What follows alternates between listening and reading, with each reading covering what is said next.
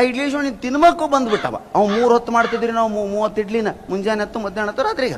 ಅವ ಬಂದು ಕೂತ್ಕೊಳ್ಳಿ ನಮ್ಗೆ ಏನಾಯ್ತು ಪಾಪ ಭರಮಣ್ಣ, ಭರಮಣ್ಣ ಬಾರೋ ನಾಷ್ಟ ಮಾಡ್ಬಾ, ಬಲ್ರಿ ಸರ್ ಬಾಬಾ. ಅವಾಗೇನು ಇಕ್ಕಳ್ದ ತಗೊಂಡು 1-2 ಹಾಕೋದು ಸಂಕೋಚ ಮಾಡ್ಕೊಂತಾನಂತೇಳಿ ಆ ಪಾತ್ರಿನ ಸರಿಸಿದ್ವಿ. ಅವ ಪಾಪ ನಾವು ಹಳ್ಳಿ ಮನುಷ್ಯರಿ 28 ಇಡ್ಲಿ ಹಾಕೊಂಡ್ಬಿಟ್ಟ. 28 ಕ್ಲೋಸ್.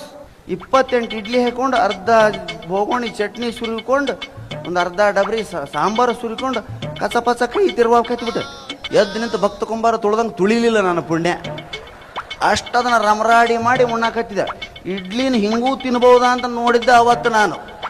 ನಾವೆಲ್ಲ ಇಡ್ಲಿ ಹಿಂಗೆ ತಿಂತೀವ್ರಿ, ಅವ ಎಲ್ಲ ಕಲಿಸಿ ರಮರಾಡಿ ಮಾಡಿ ನೆಕ್ಕಿಬಿಟ್ಟ ಅದನ್ನು.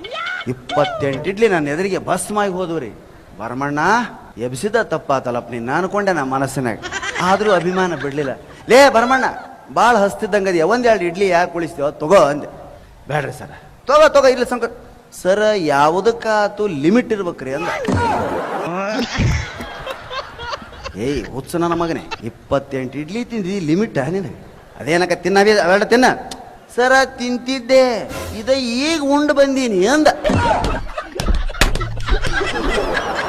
ಮುಗೀತಲ್ಲಿ ಕತಿ.